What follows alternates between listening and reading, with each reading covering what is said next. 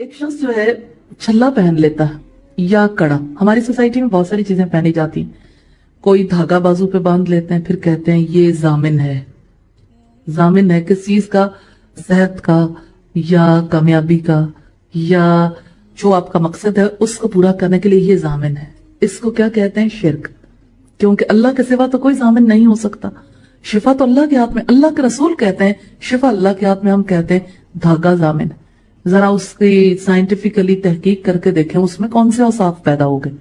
धागे में कहां से कुव्वत आई? धागा बेचारा तो पकड़े ना तो अपनी जगह पे ही पड़ा रहता, जिस हालत में होता अपनी हालत भी नहीं बदल सकता। अच्छा, फिर आप देखिए कि जैसे उंगलियों में छल्ले पहने जाते हैं, छल्ले चढ़ाए भी जाते हैं मुख्तलिफ दिनों में, और पाँव में और हाथों में कड़े पहने जाते हैं, बाजुकत को ब्रेसलेट पहन लेते हैं, और आजकल फैशन के तौर पर भी मुख्तलिफ कलर्स के ब्रेसलेट पहनाए जाते हैं कि ये इतने कलर्स के धागे हैं और इतना फला फला है, और अगर ये करोगे तो ये हो जाएगा, ये फला मकसद इस तरह से पूरा होगा। और इसी तरह से यही धागे जो हैं ये जिस्म के मुख्तलिफ हिस्सों पर भी बांधे जाते हैं, और खासतौर पर गले में लटकाने का मामला तो आपके इल्म में ही है। बात यह है कि जिस वक्त इंसान की तवज्जो रब से हटकर किसी और तरफ हो गई कि शिफा इसकी वजह से नसीब होनी, तो उसकी वजह से इंसान का शऊर टेढ़ा हो जाता।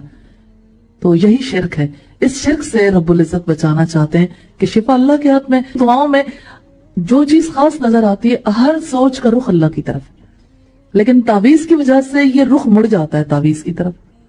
आप खुद जरा गौर करके देखें, इंसान तावीज को जो है वो कार आमद समझता है और उसके बारे में कॉन्शियस भी होता है। उनको जो है बाकायदा तौर पर चांदी में बाज लोग जो है वो उसे पैक करवा के फिर पहनते हैं, या इसी तरह से बाजुकत गोल्ड में भी लोग पहनते हैं, और फिर ये कि जैसे घोल के पिलाया जाता है तो इसे जाफरान से लिखवाया जाता है, या इसी तरह से कीमती चीजें जो है वो इस मकसद के लिए यूज होती हैं।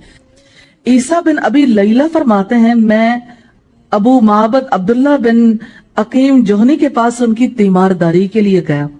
उनके चेहरे पर मर्ज की सुर्खी गालिब थी। मैंने कहा, आप इसके लिए कोई ताबीज क्यों नहीं लटका लेते? फरमाने लगे, मौत उससे ज्यादा करीब है।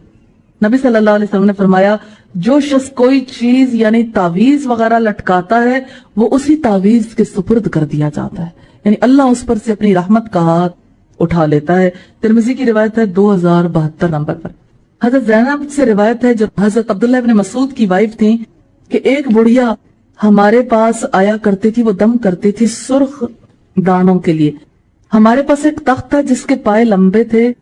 अब्दुल्ला का ये कायदा था कि जब वो अंदर आते तो खनखारते और आवाज देते। एक रोज वो अंदर आए, जब मैंने उनकी आवाज सुनी तो उनसे हिजाब किया, वो मेरे एक तरफ बैठे और मुझसे मसाज किया। एक तावीज उनके हाथ को लगा जो मेरे गले में पड़ा था। उन्होंने कहा, ये क्या है? मैंने कहा, सुर्ख बादे से बचने के लिए एक दम है।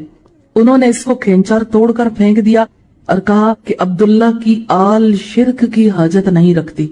मैंने सुना रसूलुल्लाह से आप फरमाते थे, दम और तावीज और गंडे जो गले में लटकाए जाएं, और टोना यानी हब का गंडा या सिहर का डोरा यानी जादू का डोरा, ये सब शिर्क हैं।